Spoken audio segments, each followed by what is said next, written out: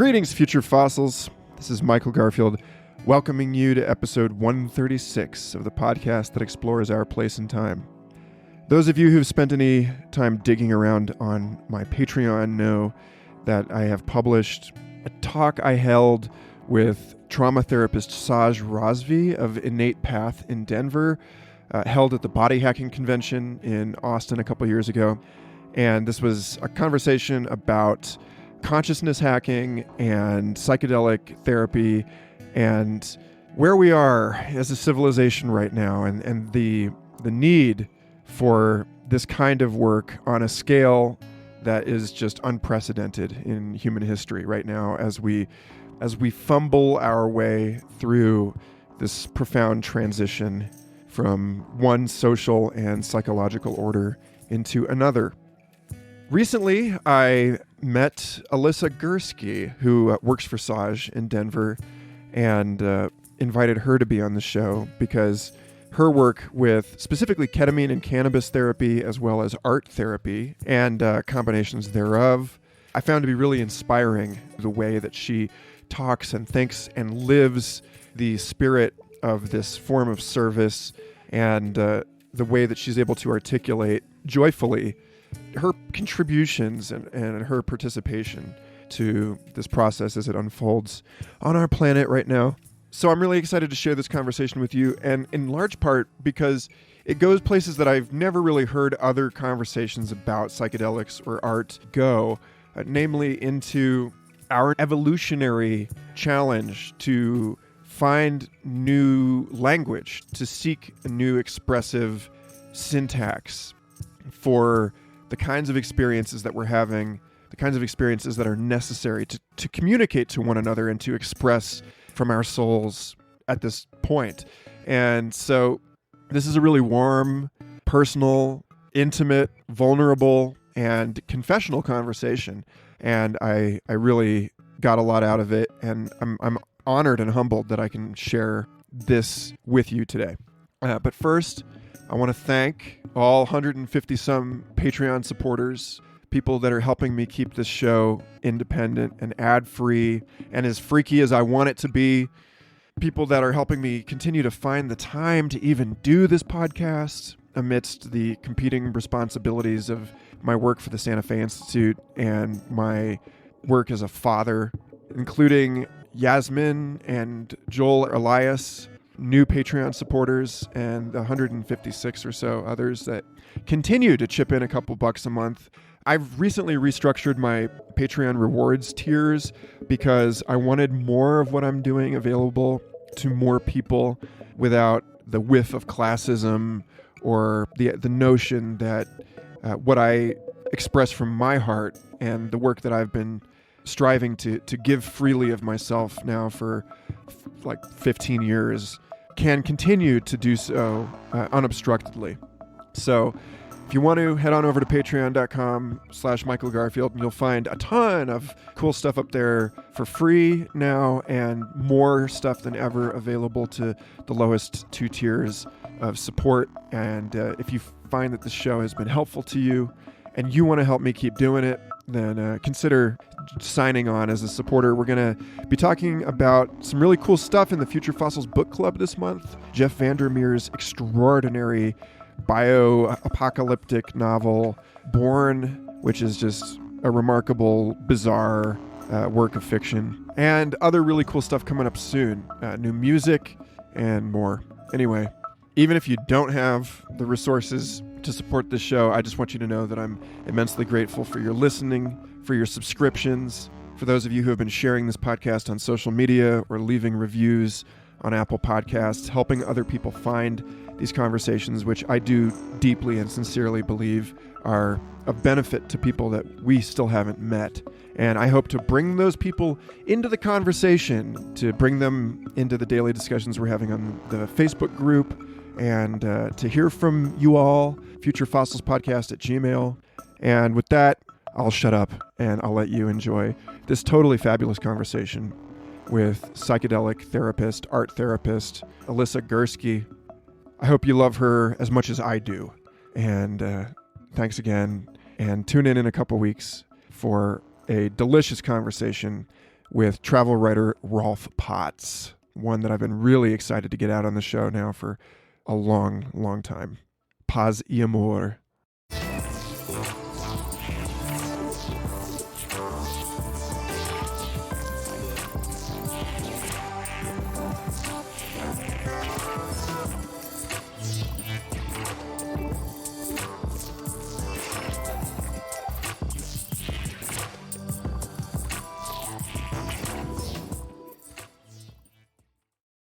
All right.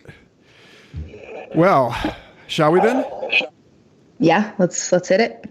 Perfect. Alyssa Gursky, thank you so much for joining us on Future Fossils. Thank you so much for having me. It's a privilege.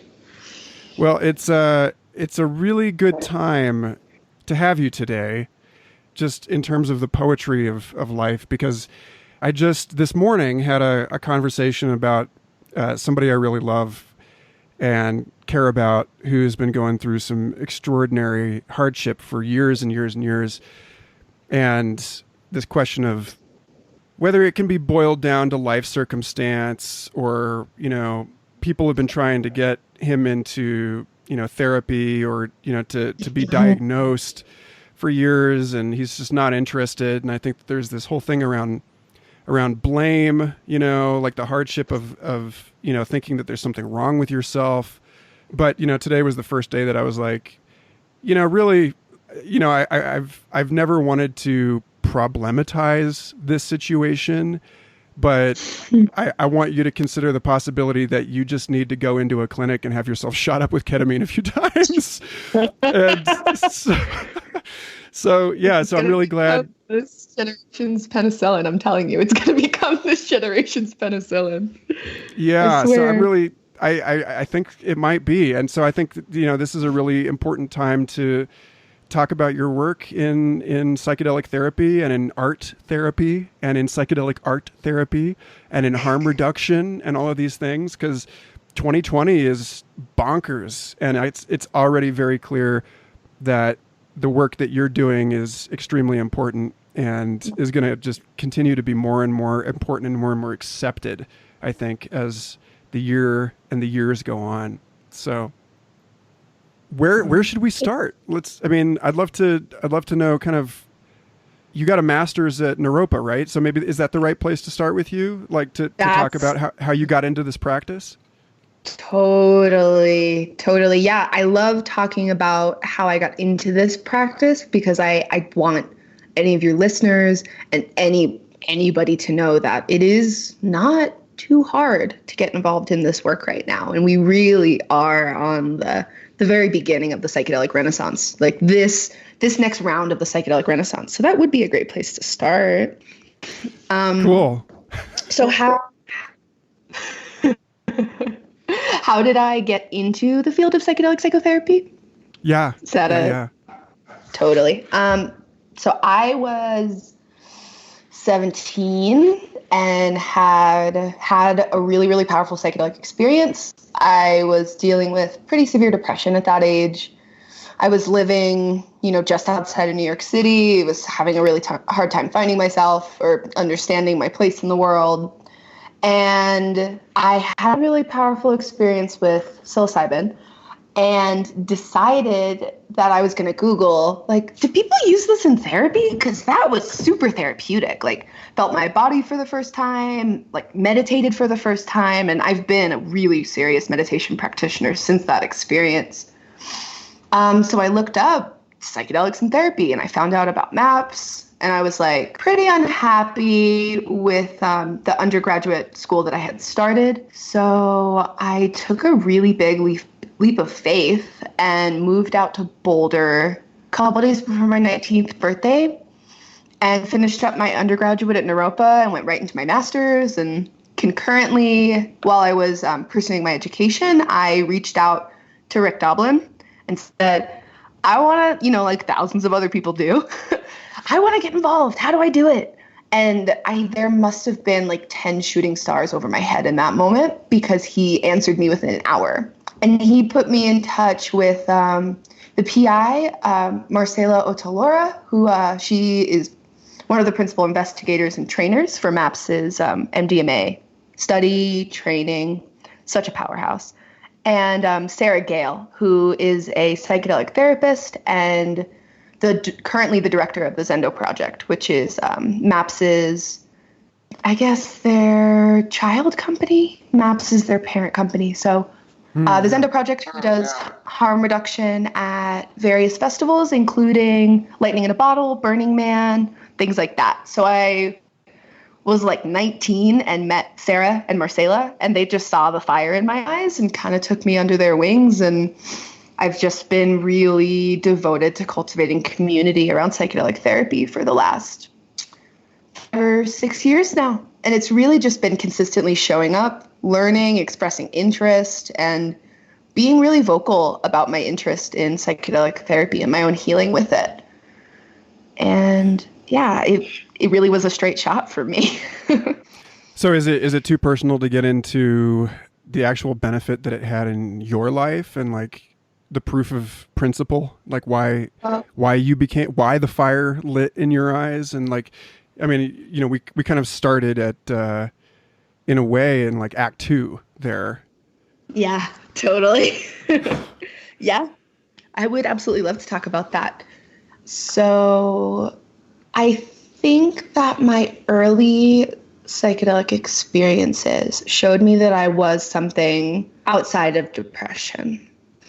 Being pretty young, 17 or 18, there was a sense of I am a depressed person. Like I was this depression. I wasn't separate from it. It was just encoded in my DNA and in my identity. And all of my art was really sad. Like, I'm so lucky to have a good mom that has kept my art throughout my life, because now that I'm an art therapist, I could go back and sort of really see how that was a part of my identity. So I think that around 17 or 18 and building a relationship with psilocybin, there was a sense of, separateness from it.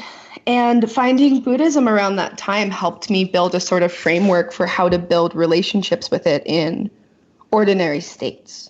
I think that finding a mindfulness practice shortly after learning about psychedelics deeply helped me integrate and ground and find community around non-ordinary states that were, organically induced, because, meditating for 6 hours will cause me to feel, like I've microdosed. So, the true benefit that I've gotten from it has been learning my parts, learning my internal landscape, learning the places that I can't see, learning my shadow, and building relationship with my body. I grew up with a really sick parent, and I think there was just a fear encoded in me. And especially when I started pursuing ketamine psychotherapy when I was about 21, which I did consistently every week for about 2.5 years. I would do like somatically oriented ketamine sessions in the innate path model, which I'm sure we'll come back to. But definitely, yes.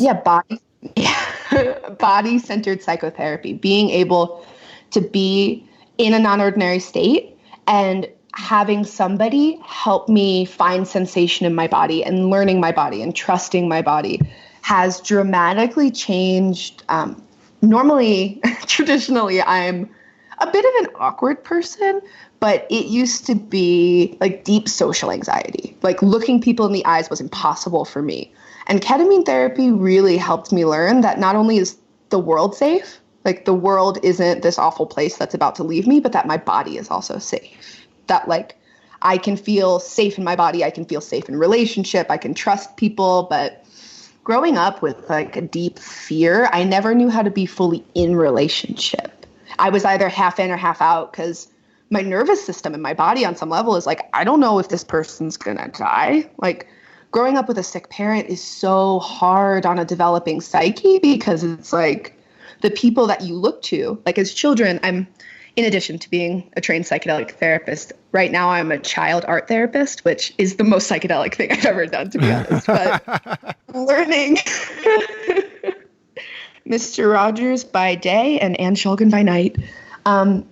But there's this sense in kids that at a young age, they're such sponges. And my brain learned from my dad, like, I can't full here, you know?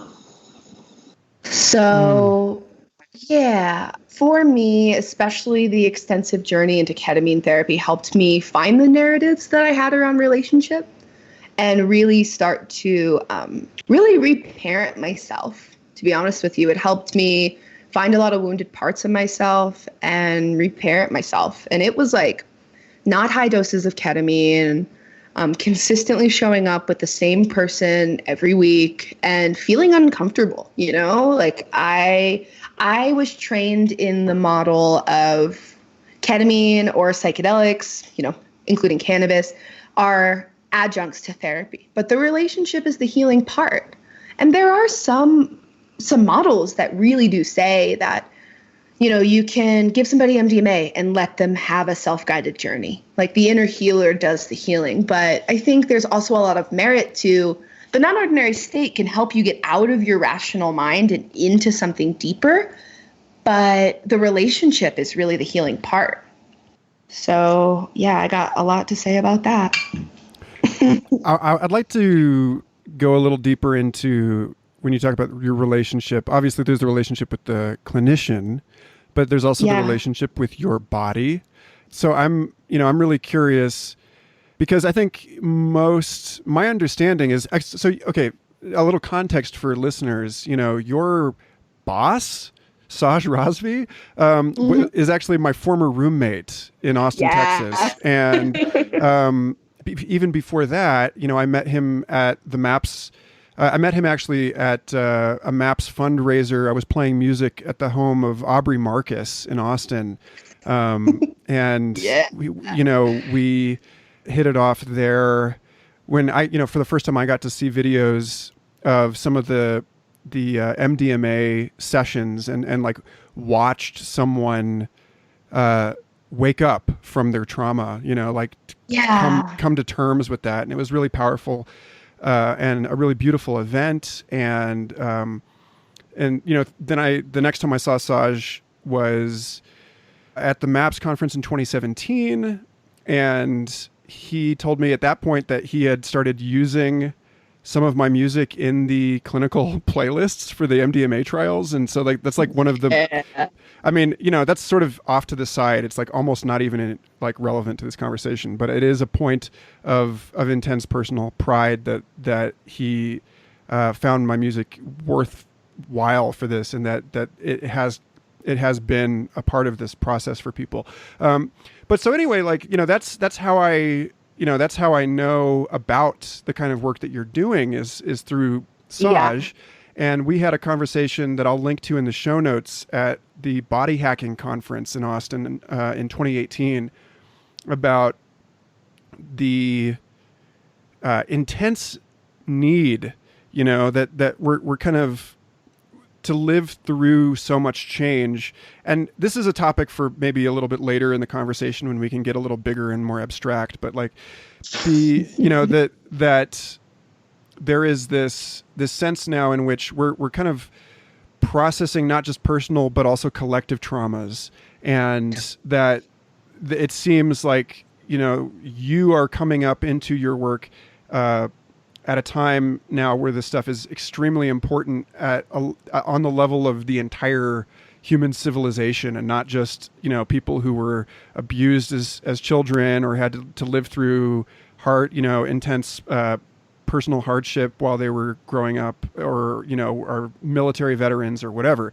But anyway, so context. But then my question for you is to get into more about like what it actually looks like to do this work, like how, because my understanding is that most of the ketamine centers that exist today are pronouncedly different from Innate Path in the way that they actually treat people, and that most people are just kind of getting injected and then sitting there on a couch. And there's this element of the body that seems really crucial and really potent. And I think especially for people who are more the reputation of this substance as, a veterinary tranquilizer that was first synthesized as a replacement for PCP, and that has largely just most of the press that it's received over the years has been about its recreational abuse. So, what does it look like in this sort of best possible scenario? And how do you work through that kind of a process, and how did you on the receiving end work through that kind of a process? What does it mean to use this as an adjunct to somatic therapy? Okay, long-winded question over. Thank you. And go. Yes. First of all, I love getting to be a spokesperson for a scapegoated substance. I really treasure it because ketamine is such, before I answer your question, a really big thing happening in the psychedelic discourse right now is this idea of psychedelic exceptionalism. And one of my dearest friends, my roommate, Kristen Karras, who is, I don't remember her exact title at Dance Safe, but she's integral at Dance Safe's operations, and she's one of their staff members. She's been teaching me a lot about this idea of psychedelic exceptionalism, which means that no drug is better than any other drug. That's great if you use methamphetamine. That's great if you use LSD. That's great if you use DMT. To bring into the public sphere this idea that because ketamine is misused and is scapegoated an awful lot does not negate its health benefit, the benefit that it can have in psychotherapy, because it dramatically changed my life. So before going into that, I just want to name that that's a really strong, I don't have many strong opinions that I voice. I try to be somebody who's I try to take in different perspectives, but that's an opinion that I hold really strongly, is that it's important to, in this work, hold the lens of psychedelics aren't better than other drugs, But I digress there, just important to mention. So ketamine specifically, I had it explained to me as this. By using it in therapy, you are dissociating from your dissociation. And though that concept sounds really backwards, being a person who, I've always been an intellect. I've always, if I had boxes of all of my possessions, the thing I would have the most of is my books. And I love referring people to different concepts or connecting people with books that they might need in that moment. I have a spider energy in this way of I love connecting ideas, and thus why I find myself pioneering this subfield of a subfield, being psychedelic art therapy. So I'm just a heady person. I had gone around for 23, probably at that point, 22 years, not really knowing my body. So I am somebody who would bump into walls or not have any spatial awareness, literally no awareness of my body. And that came from learning at a young age that the world isn't safe, my body wasn't safe, really protect yourself. And that comes from my family. It comes from my intergenerational lineage. I'm a second generation American, and both sides of my family are Eastern European Jews. My family came to America as the Holocaust was starting. So pretty heavy lineage stuff, learning that the world is not safe. So to actually answer your question, ketamine, when one can separate slightly from dissociation, imagine if there was a spectrum. So there's two poles, and one end is embodiment and one end is dissociation. Wherever you fall on that spectrum, by coming into the therapeutic space, and the intention is to heal. The intention is to work on trauma, to grow as a person, psychospiritual exploration, whatever reason that you're receiving ketamine psychotherapy, it just becomes WD-40 for the soul. You can just slightly move, even if you just move a centimeter away from your dissociation. There's more space to be in the body and to track sensation. And I literally mean closing your eyes, touching it with your body. And in the innate path model, a big thing that we do is talk about trauma. and focusing on the body. So if I start to recount something difficult that's happened to me while on ketamine, my therapist is bringing me back to myself and is saying, like, while you're talking about that, what are you noticing in your body? What are you noticing? So let's say I'm talking about, a difficult encounter that felt verbally abusive, for example. While talking about that, noticing, as I talk about something difficult, my throat starts to feel tight and my shoulder starts to feel tense. And then switching to talking about the sensation. So the story, as we're talking about a story, it is bringing up somatic sensation. And as the sensation feels more online, because one, it's safer to feel it because ketamine is there. Ketamine makes it, I'd say the first year of my treatment made it easier for me to like touch in with my body. And that is, that's like a brief explanation of how it's used. It's a tool, and I mean, I hear from most of the therapists practicing that they don't really see a difference between ketamine or cannabis because we do both at the Denver clinic. So it's a bit abstract. I'm sure if listeners have, if that idea of, somatic therapy, listening to the body, if that's a little abstract, I can touch in with that more. But that is a brief idea of how it's used in therapy.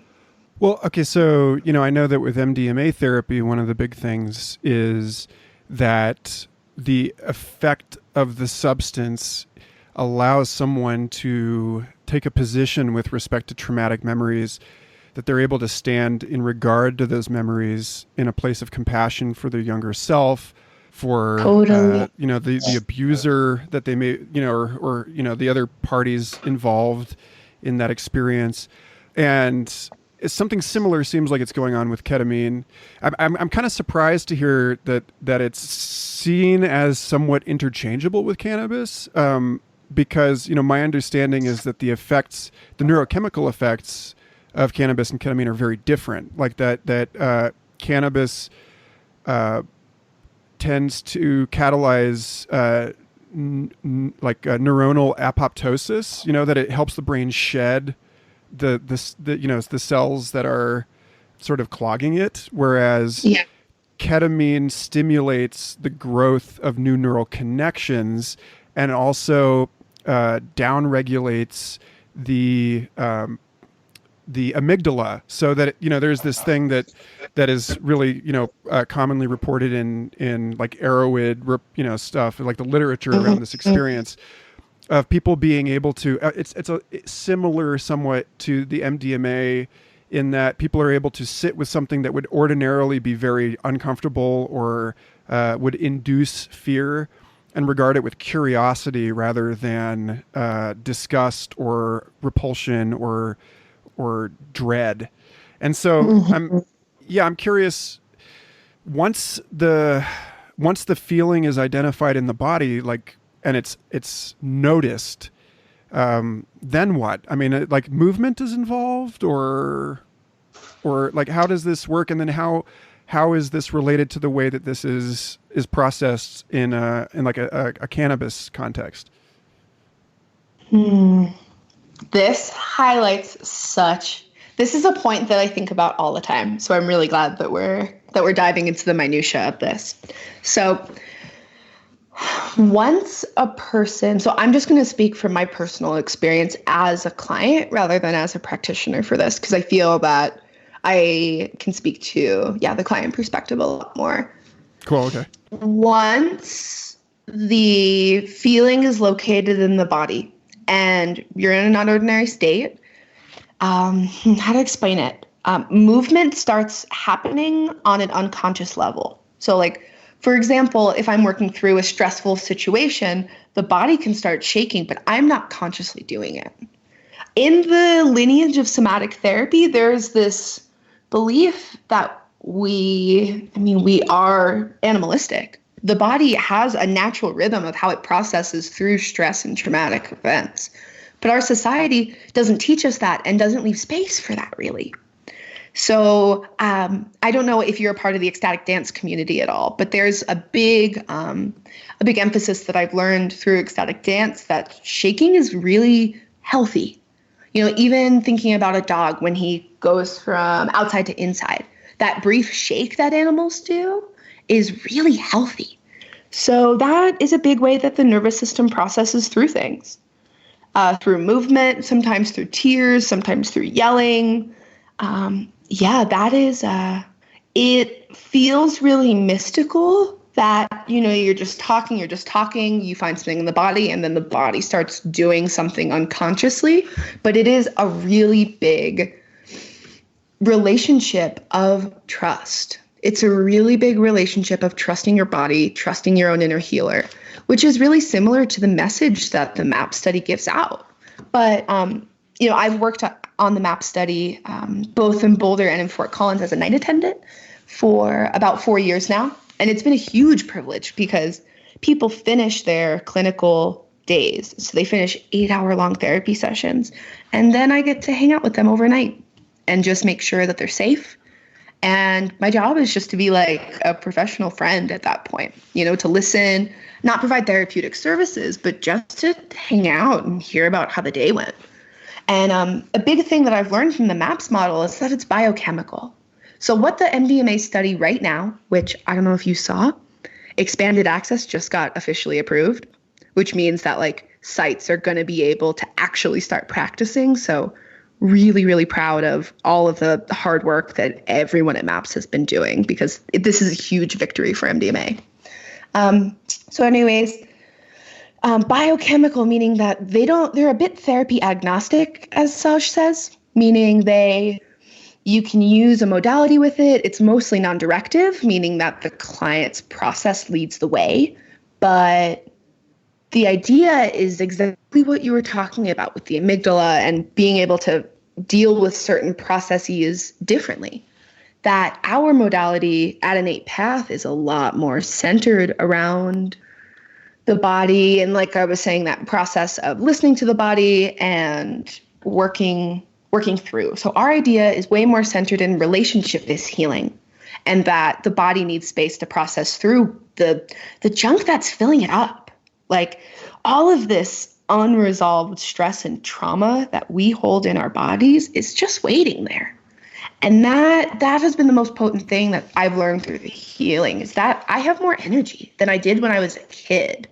I'm happier than I was in my childhood, because there's not just gunk. I mean, gunk is not the most professional word to use, but that's really what it's like moving through content in the nervous system. So there's a relational model within psychedelic therapy. There's non-directive models. There's biochemical models. And like we were saying before, ketamine does have a biochemical model. There is a belief that if you give somebody, an IV of ketamine, their symptoms of depression will lower. But as a psychotherapist, my personal stance is actual holistic healing versus symptom management and reduction. And of course, symptom management is important, but my devotion to the path of psychedelic psychotherapy is really focused on giving people their lives back. And for me, teaching people creativity as an identity to track through their process, and to an identity moving forward after the psychedelic healing process as a way to hear the body. As you can see, most of my work centers around the nervous system, the body, the unconscious realms, and things like that. So yeah, because it's so new. I mean, psychedelic psychotherapy is not new, but as a discipline in the United States that is legally accepted, it's in its renaissance. It's coming back again. And people don't quite yet have the language to understand the differences between different ways that it's practiced. So yeah, the Innate Path model really focuses on relationship and on the body. And we can do the same, tracking the body, tracking the nervous system. All of that can be done without drugs. And that was what Saj did for years. They went under the name Trauma Dynamics. And man, beautiful work. We're doing the same modality. It just took a lot longer because there weren't drugs online. But yeah, I hope that answers your question. I always go on a bit of a tangent there, but yeah. Yeah. Well, okay. So there's there's the other component which you've already brought up too, which is the art therapy. And Yes.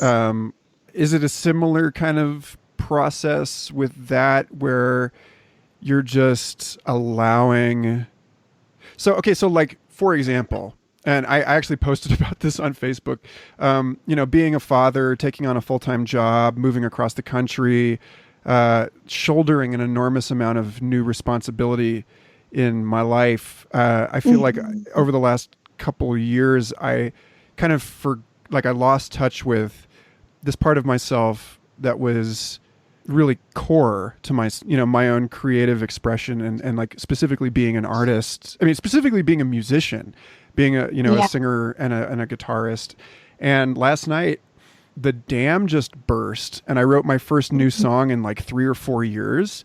And I was so excited about it that it just like, I kind of like lost my shit and like, just like ran out into the proverbial street and was, clanging bells about it and just like so happy. And it was my experience with that song was that it really, like, I had the sense in the process of allowing just it to erupt from me totally unobstructed. And actually it's the fastest I think I've ever written a song. Like it was like, wow. It was like lancing a boil or something, it was like, it needed to come out and it came out so fast and it came out so completely. Wow. And so I'm probably not only begging the question, but also probably answering the question for you, but I don't want to do that. I want to hear your side of it.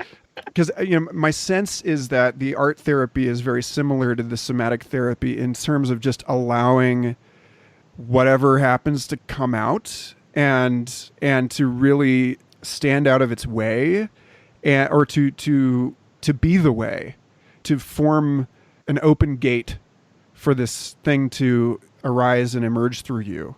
And is that the case? And like how? In what ways does the somatic therapy and the art therapy differ? And like, why would one or the other be sort of more like, why would one choose to go with one or the other, in certain contexts, or like, why would you choose to recommend one over the other and so on? Like, how does that all look? I love that question. It's awesome because it's being written right now.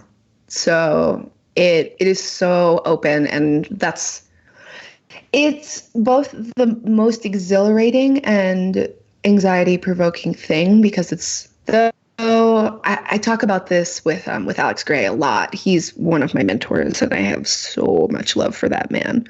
But something we talk about a lot is that people have been doing psychedelic art therapy technically for millennia, needing to document mystical experiences through image is an ancient practice. So I just am in the first wave of this generation of people who are like, wait a second, why isn't this a scientifically studied discipline? So art therapy as a discipline is fairly young. Started in the US, maybe the 50s or 60s, it became a technical discipline. And something I adore about it is that all of its founders are women. It makes me feel really proud to be in a lineage that is so femme dominated. I feel like that's really rare. So art therapy as a discipline, there are two major thought divergent paths with it. So one of the paths is art psychotherapy, which means through clinical trials, we can, through just practicing, we can ask a certain series of tasks and the imagery can provide data. So through asking people questions and through specific interventions, we can learn specific things about people that they may not necessarily be able to speak about. So that it might be they're not able to speak about it because it's scary. They might not be able to speak about it because it's still in their unconscious or shadow, or they might be too young to name what is happening. So, and the other discipline is exactly what you're naming, is art as therapy. There is a long line of people in the field of art therapy that talk about the power of creative expression. Like, if you don't have a creative practice and in your healing journey, you develop a resource for moving through emotional content or for hearing yourself better. That inherently, so the artist's identity can be healing because it on so many levels, it gives you a resource, and it also answers this existential dread of like, who am I in the world and what am I? It's like art can hold contradictory facts, art can hold suffering, art can hold nonlinear information, and it's just a really powerful modality. So that being said, as an art therapist, I think I practice a little bit of everything. I think in terms of psychedelic therapy, art has a place in many facets. So I would see somebody as an individual client in art therapy for so many reasons. I love working with, this is something I've just been starting to do, but work with teens around issues of gender expression. I obviously can't feed drugs to a teen yet. So. Correct. This is not the what is it? Unio Dieta Vegetal, right? Or like the Brazilian churches, they do that with ayahuasca. But that's a whole different thing. Anyway, please continue. Whole different thing. But art can hold contradictory information. So if a child is going through a process of trying to figure out, like, I was born with the pronoun she, her, but I don't feel that way. Art can really hold so much information, and it could hold gender confusion in one piece. And yeah, I think the issue of gender and sexuality is a really big topic for me, which feels edgy, having my big focuses be like sex and drugs and art. But I guess I just got to go for it. That's what my heart says. Round the bases, just add rock and roll and you're good. Well, sounds like you have the music for it, so. Yeah, let's collab. Anyway.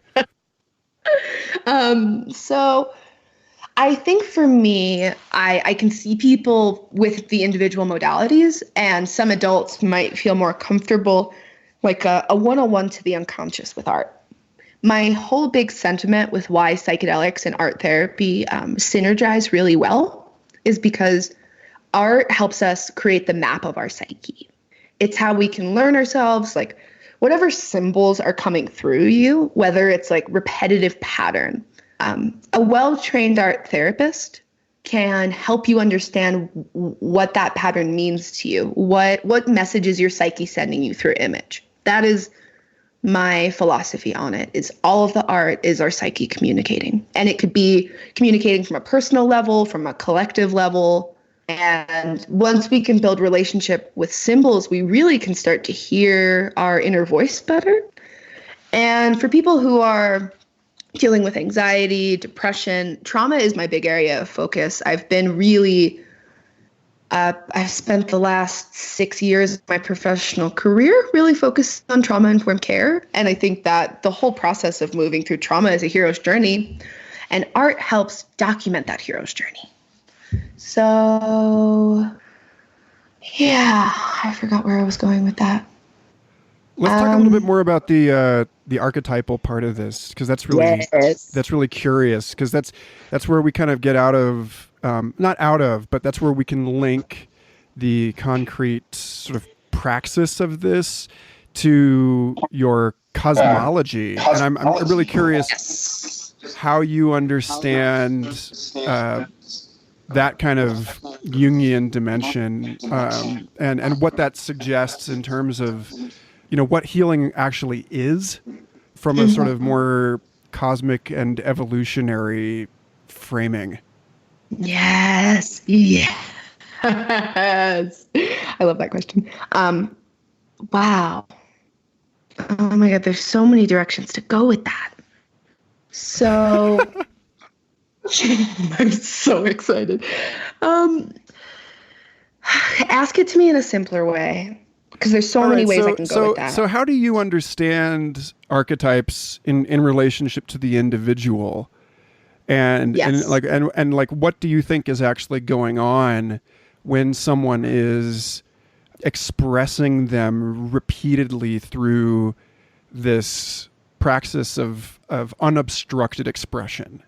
Like Awesome. if something keeps coming up again and again and again, like what is going on? What's happening there? Yeah. And what does that mean in terms of the way that you understand, the deeper question or the broader question of like, what are we doing here and what are we, Yeah. Because like, actually, just as a nod to Future Fossils listener Chris Noel in the Facebook group, he made a comment recently that like we're ideas, and I was like, oh well, whose ideas are we? And he's like, well, we're each other's ideas, and that could branch off into a whole extra separate thing. But I think that there's something about the lowercase self as a as a story, as an idea, as a concept, and that it sort of slots into this pantheon alongside all of these other transpersonal phenomena, and their ontological status. I sort of bracket. I do my best to remain sort of unresolved or agnostic about it, but I'm really curious what kind of sense you make of this, and how that guides your work. Awesome. So I'm glad you said the word transpersonal. So as you stated in the very beginning, I have 2 degrees in transpersonal psychology. So for me, the idea of the collective unconscious feels very matter of fact. It feels like there are symbols in this world that we have related to as a species for millennia. And symbols come through when they have something to teach us. So symbol amplification is a really big part of my clinical work. And symbol amplification can be addressed in a lot of different ways. So through my practice as an art therapist, the idea of symbol amplification and then the idea of artistic sublimation, I think, are what you're touching on. So sublimation is like an old Freudian concept that there are ways of dealing with quote unquote unacceptable urges or problematic feelings, that sublimation is finding a way to work through them that is quote unquote socially acceptable. And though I don't really feel that the concept is very up to date, through the lens of artistic sublimation, it basically says if you're having, for example, through the therapeutic lens, if you're experiencing trauma, by allowing your body to make art through that, having that, for some people, the unacceptable urge, quote unquote, might be isolating from their family system. It might be, in my case, it was just like not knowing how to relate to people. It was having really severe social anxiety. And by making art through my whole ketamine experience, I was able to transmute and give that feeling space instead of just pushing it down into the shadow. So when symbols keep coming up, I think that they have messages for us. And the gift that I love helping people give themselves, I'm not giving people anything. I mean, I'm giving them ideas, but I really like to think of myself as a facilitator rather than a healer, because I think I'm a co-adventurer. I am a co-explorer, and I could offer people tools to see themselves, but they do the work. I'm not a friend. Yeah, a professional trained friend, And though I hold my training in high regard and think that I have skills that, a standard person may not have, but it's not a hierarchy of like, I am a powerful therapist and you are like a wounded person, I think we're co-adventurers in the psyche. So this idea of, who talks about that? James Hillman. He's in the Jungian lineage, which is a lot of where my symbol amplification tools come from. There are these ideas of, so for example, a symbol that is coming up, the spiral, for example. If you're drawing spirals over and over again and you're working with an art therapist, they might recommend looking at the history of the spiral or sitting down with a painting that you make of a spiral and having a dialogue with it, like literally writing out, like free associating with this spiral. And I'd say with most certainty, anytime a symbol is coming up, it has a message for you. And a spiral could mean something different to me that it does to you. It could relate to something that happened in my childhood that needs to be worked out. But I'm a firm believer that images come forth to us when something is being worked out or when something needs to empower us. Like, I started drawing jellyfish. I started drawing jellyfish when I was like 12. And I grew up on the beach, and I got stung by a jellyfish so bad when I was a kid that I couldn't walk for a week in the summer. Like, my foot was so messed up by it. So when I kept drawing them, I was like, maybe it's related to the trauma from getting hurt. But jellyfish have become this big symbol of like surrender and just going with and trusting what the universe is unfolding for me. And it's become the symbol. Like, I made a pendant when I was a glassblower that is a jellyfish that I wear anytime I do sessions, because it is my symbol of that's what I want to embody, being able to trust the natural flow of things. And it took me years to figure that out, like what the jellyfish was trying to communicate to me. So people often think, oh, you're an art therapist. You must like know all my messed up things from childhood just by looking at my art. This is an explicit show. Just you're good. You don't need to self-censor. Okay. I just had the urge to say a bunch of bad stuff, but I'm not a child. I'm like, you can fucking go for it. Yeah, it's good. Go for it. But yeah, there's just a lot of power in listening to symbols. And I know that answer isn't, it seems really surface and matter of fact, but that's just how I relate to symbols in my practice, is that they have messages and there are set tools. And there are, new tools can be invented, but the ones that I work with are really come from a Jungian transpersonal lineage of really listening to the body, that the body has all of the wisdom that you'll ever need. And by having somebody else invite you to look at the symbols that are coming up through various practices, like I said, it's so informative. And my whole intention and journey is, I think this is what I was saying before, that art helps us document the landscape, and psychedelics show us new areas of the landscape that we didn't know existed.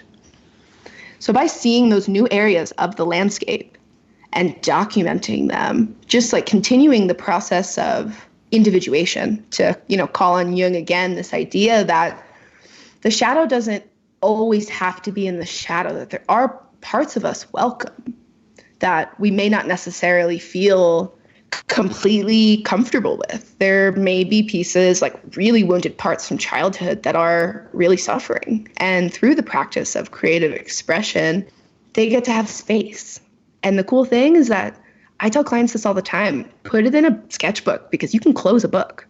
You can go through a process of scapegoating an image. Like, if you need to burn an image, that's the type of stuff that I'm here for. Clients really diving into ritual of part of my shadow that I'm not ready to look at. And can you consciously decide that you're not ready to look at it? It's just about giving people, in my eyes, creative agency, an agency over their healing, agency over their life. And for me, the marriage of psychedelic medicines and art really help it provide a guardrail of moving through the psyche, and a guardrail of moving towards wholeness. And that, lots of feelings on that. That's awesome. I want to press on this in the way that you might like press on an origami flower to open it.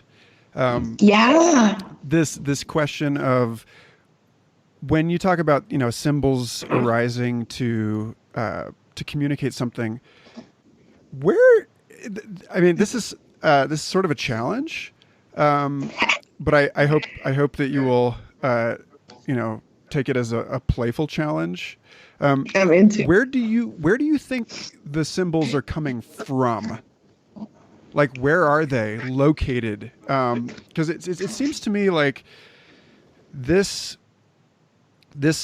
question starts to address, it gets us closer to some of these other things that come up in the psychedelic experience about transcending and since you brought up gender identity and queerness and non-binary, I think like the biggest non-binary thing that we're like in the midst of processing as a species right now is the inside-outside self-other thing.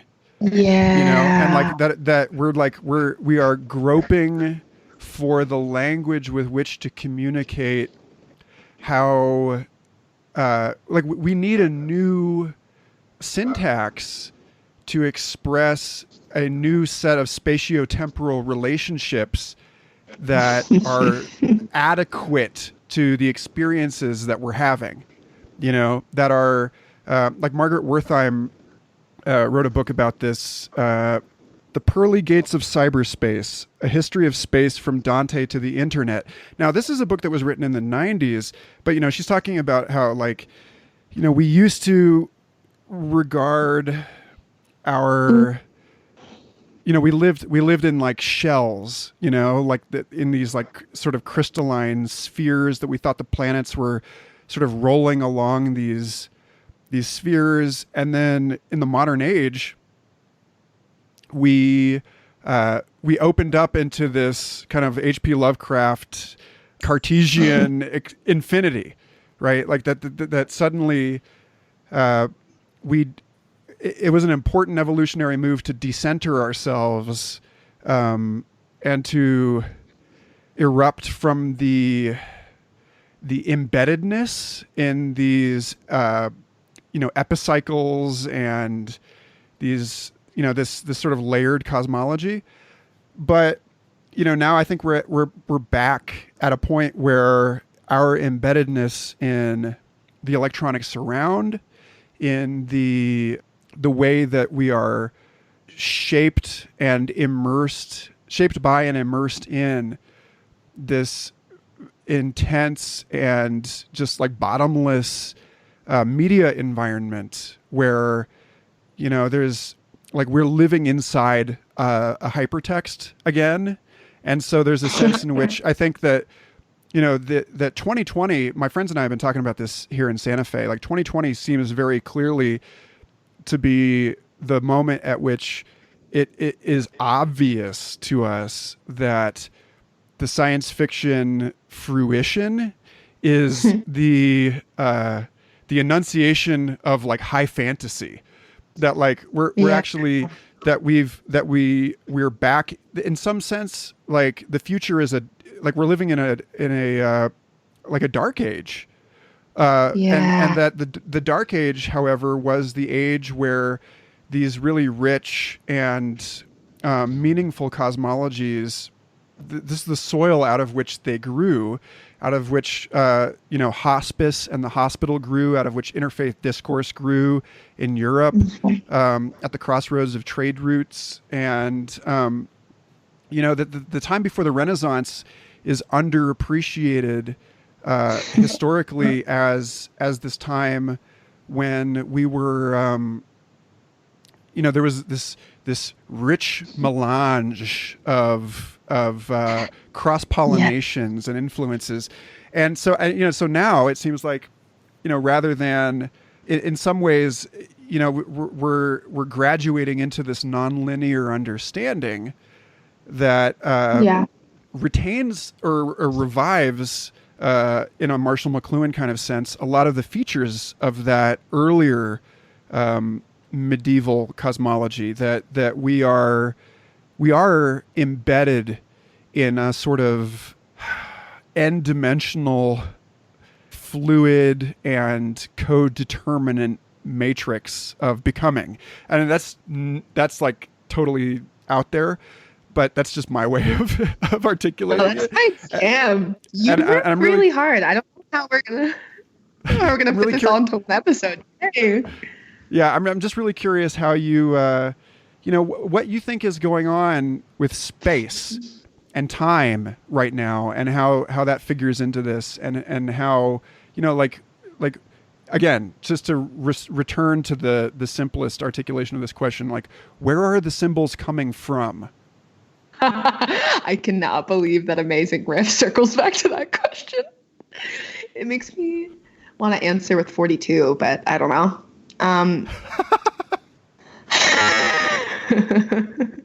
I think symbols, it's this really interesting question because a lot of the focus I'm currently trying to take is looking at all of this transpersonal wisdom through the lens of neuroscience. So we know that we hypothesize, there's research to believe that the left hemisphere of our brain is where we're analytical, logical. It's where writing comes, or where, when we're writing, that's the part of our brain that's activated, versus right brain and lower regions of the brain that are also associated with traumatic experiences, i.e. amygdala.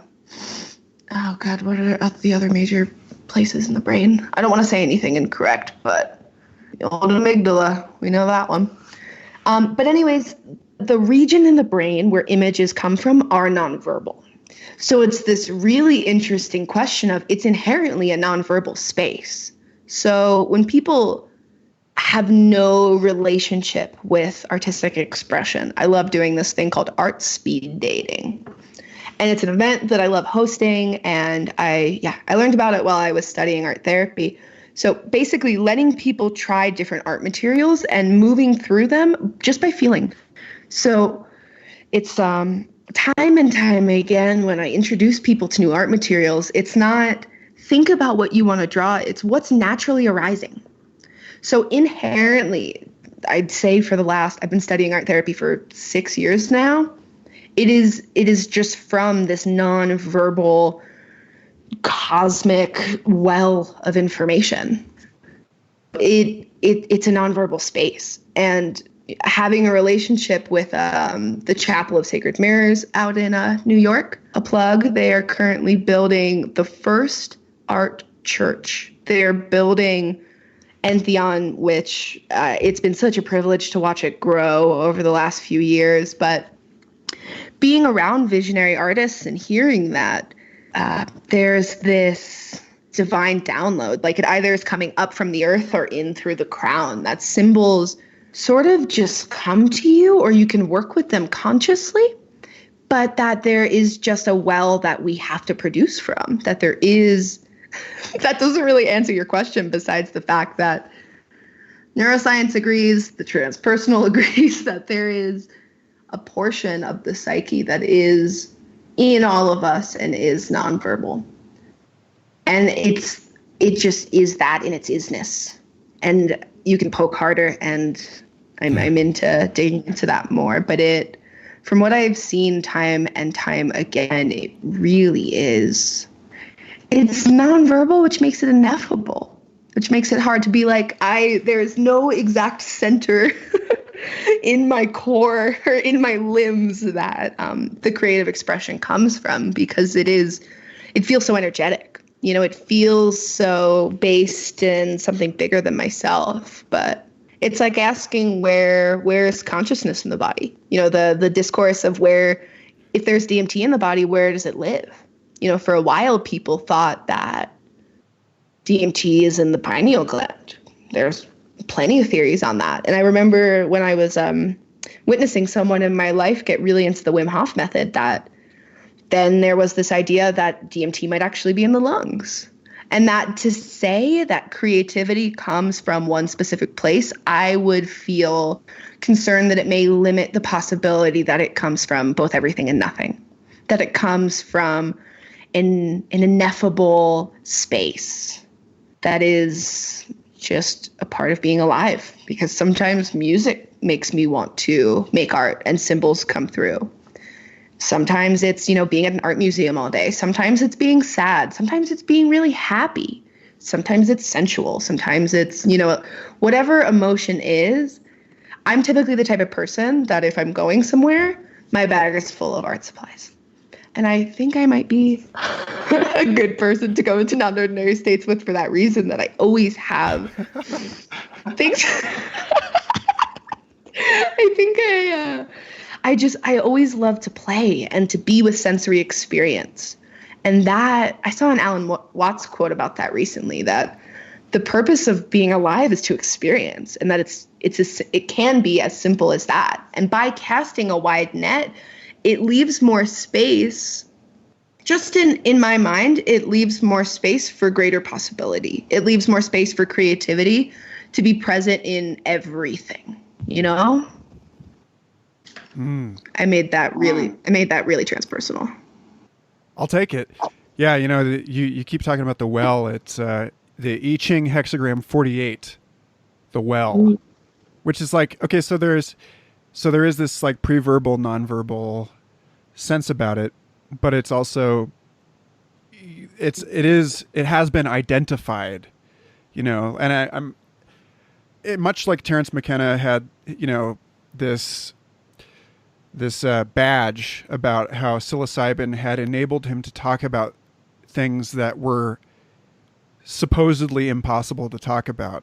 You know, I mean, that's sort of the asymptote that this show is constantly arcing toward, is like, you know, the new language. Like when I had Onyx Ashanti on the show, you know, and he's creating this suit that he can wear, that he can express a new body language, motion, music through, you know, and that's like words may not be enough, you know. When I had the Tea Fairy on, you know, she was talking about the Star Dancer science fiction trilogy, and like the idea that maybe we need to bring movement in. And I had Android Jones and Anthony Thogmartin on, and we were talking about the same thing, about this idea that the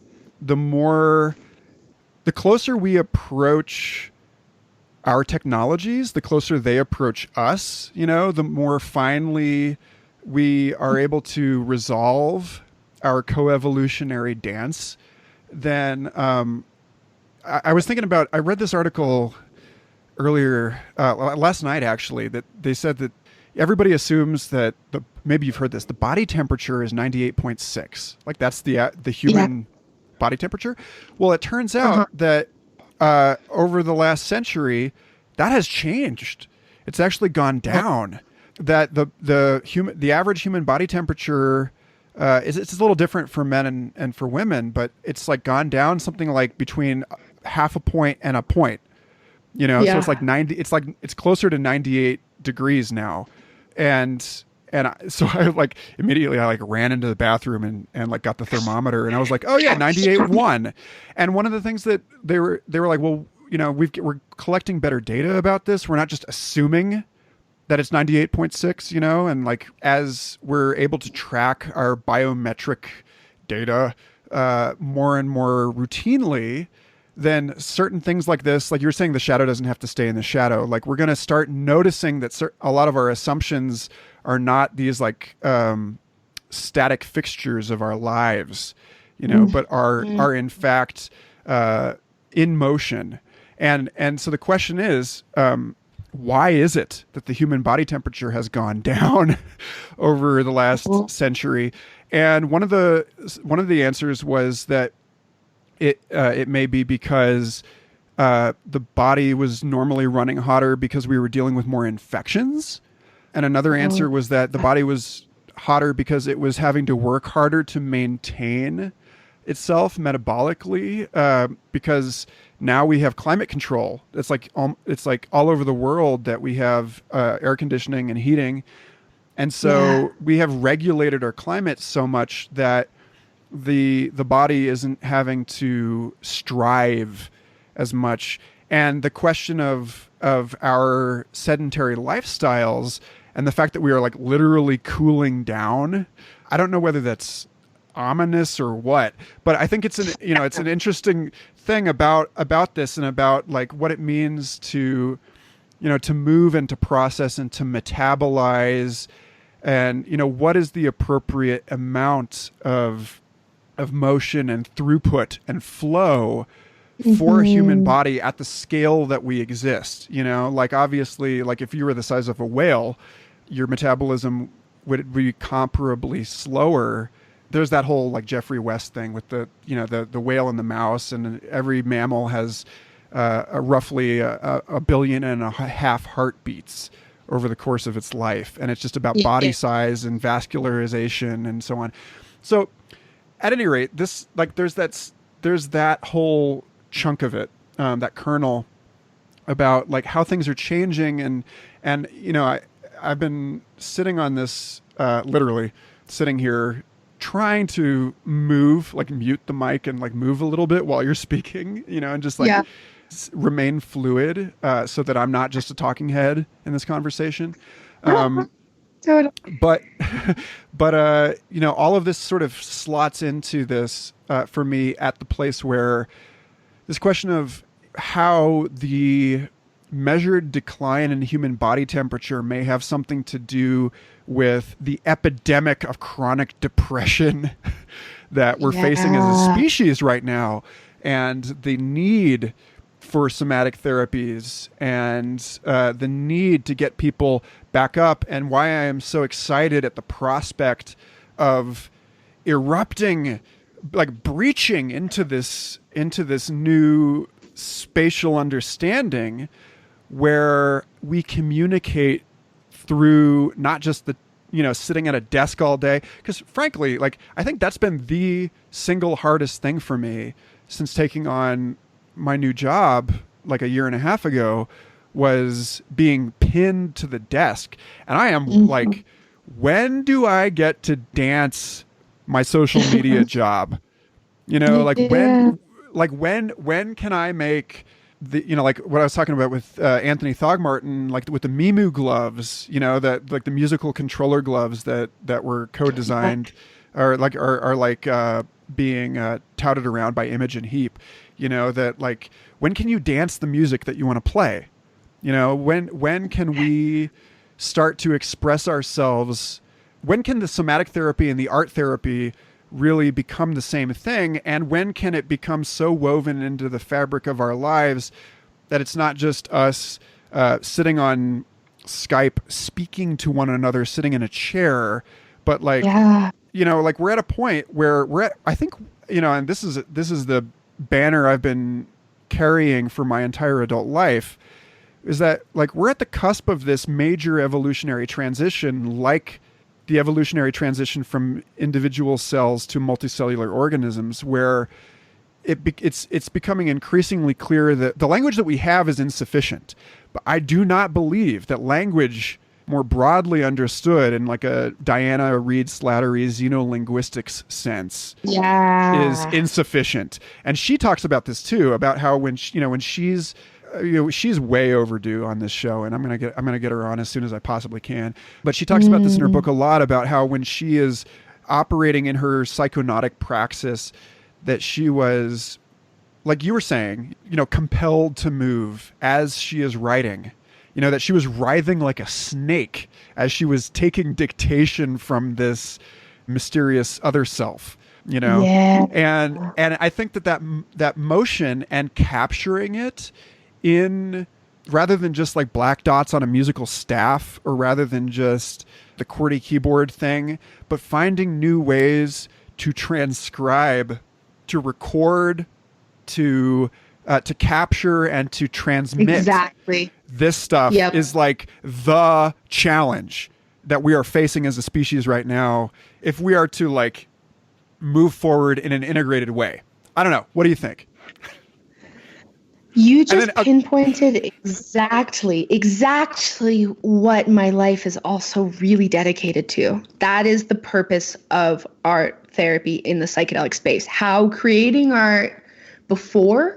This is a paper that I'm currently working on. So I'm like been dancing around it, but I've been like sensitive to bring it up because it's my baby. But I'm writing a paper right now on how art integrates into the psychedelic experience with preparation, during, and integration.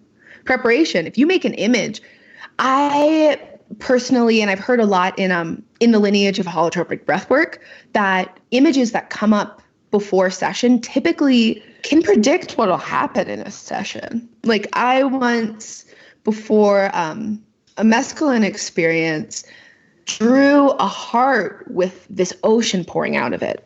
And it turned out that I spent that whole day processing grief of a relationship that I had lost. And I didn't go in thinking about it, but the image had said, like, girl, we got to get this stuff out of the system.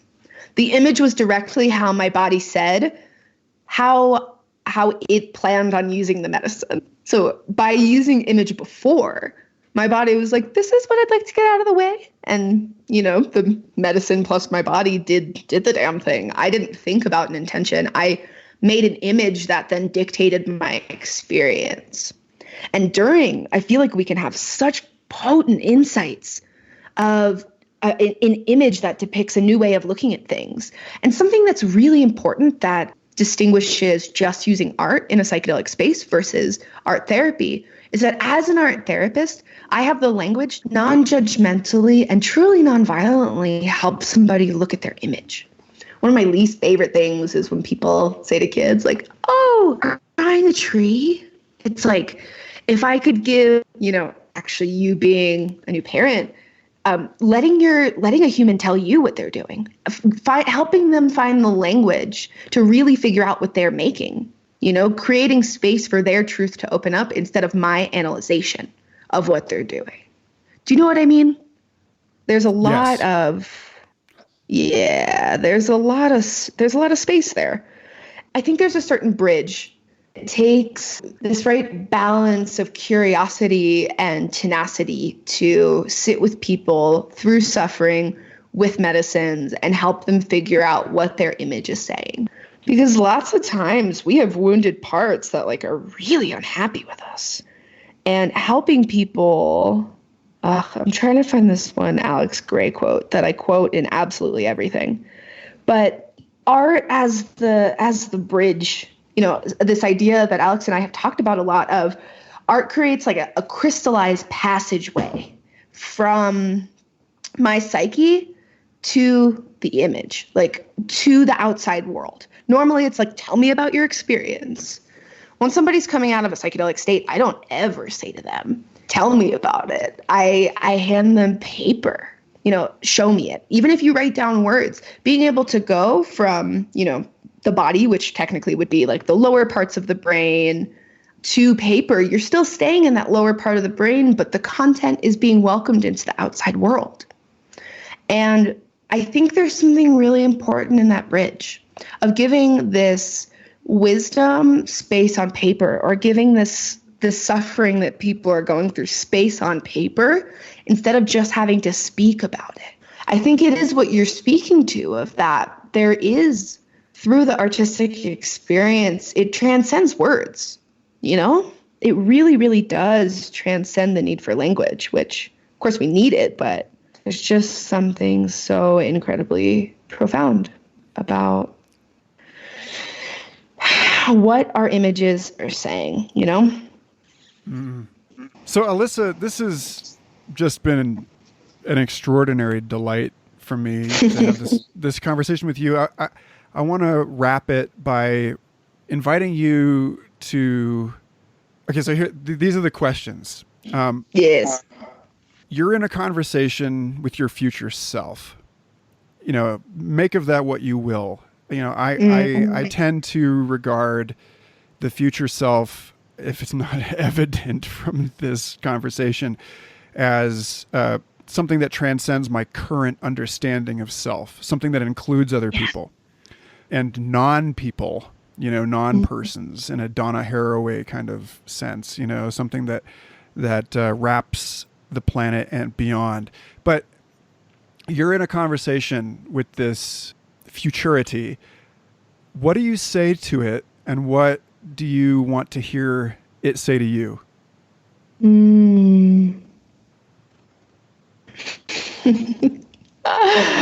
Oh man, that's awesome. It's awesome because you're asking a deeply closeted occult practitioner who does stuff like this on the daily. So hell yeah. You're not closeted anymore. We know now. Not anymore. Yeah. Now you know. What would I want to say? God, how do I open my heart more? How do I be kinder? How do I be kinder? How do I be kinder? How do I be more selfless, and how do I commit to my purpose deeper? And what she says to me constantly is, keep going. It's working. When things are good, keep going. It's working. When things are difficult, keep going. It's working. But yeah, that is what she says to me. Just as an annotation to that, for years I've thought about how the word amateur comes from like ama or amour, comes from it means, the love, like doing things for the love of it. Yeah. And a professional is to speak, like to project this thing, to be a sort of an expert or an authority. And so I think that we've created a false dichotomy between these two things. And I've been considering, as it should be obvious, I love your notion of being a professional friend. For years now, secretly, I'm coming out of the closet saying that I've wanted to name my band Professional Amateurs, and I think that, and I just want to put this out there that, like, just based on your response to that question, I really want to leave people with the sense that, how old are you now? I just turned 24. 24. Holy crap. It's my least favorite question on the planet, man. Come on. No, It's beautiful. It's beautiful. You've accomplished so much in 24 years. I'm 36 and I feel like I feel like I'm in the process of a kind of like spiritual auto-archaeology with my own life now and like recovering when I was 24 and living in Boulder but so I say this because it's like, I hope that other people feel about you the way that I feel about you, which is inspired and energized and animated and activated to take it up and to do as your future self says, to keep going and to go deeper into this and to expand it and to go wider and to explore it. Because, this professional amateur thing, I think it would be, I'm not sure I need the therapy, but like if I did, I would be honored to have you. And, and I think, I hope, that's what you just said there about people saying, oh, I can't make art and so on. Like that's something that I encountered specifically as a painter on the festival circuit for years and years and years and years, encountering this wound with people who were, just like, oh, I'm not a professional. And it's like, well, to the extent that you are an amateur, to the extent that you are capable of connecting with your love of yourself and of the world and of that which you allow to be expressed through you, then that empowers you as a professional. And I think that, one of the reconstitutions, one of the, the shuddering transitions that we're moving through right now is about like accreditation, and who gives who the right, who gave you, like you actually have a lot of official certification to do the work that you're doing. And I think that, it's important to receive training, but I think we often confuse the knowledge with the credentials, the piece of paper, and institutionally we are still deeply, deeply confused about this.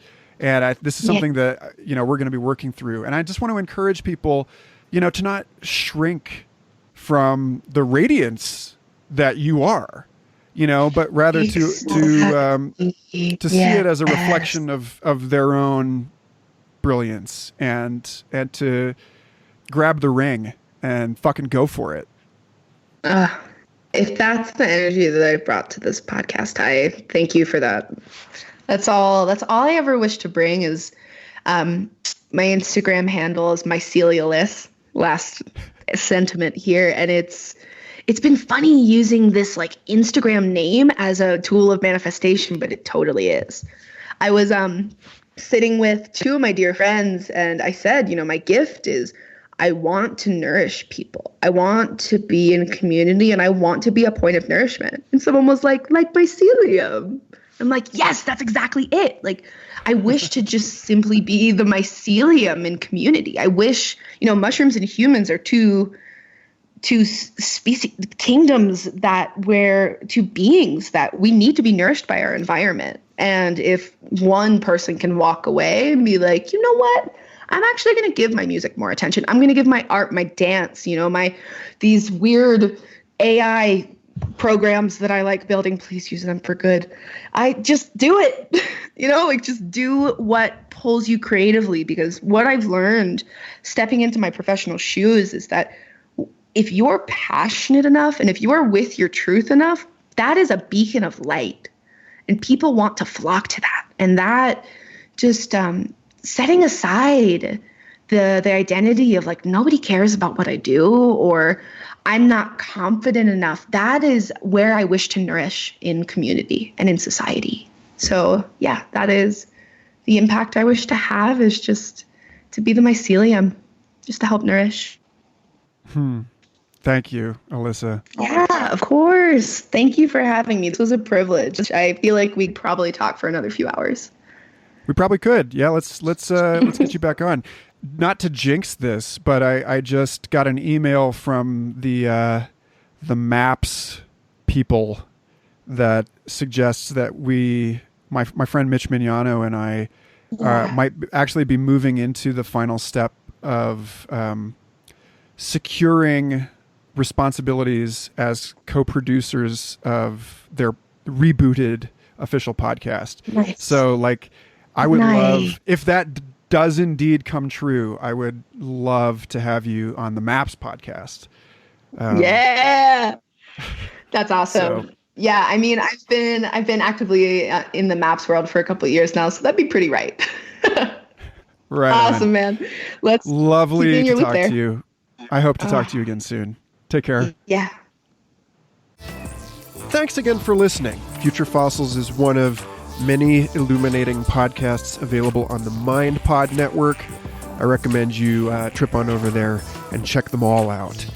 For more episodes, show notes, and extensive, copious extras, head over to patreon.com/Michael Garfield. Subscribe to the show anywhere you go for podcasts. And I'm always happy to hear from you. futurefossils@gmail.com. Thanks for listening, and may your now be deep, wide, and wonderful. Until next time.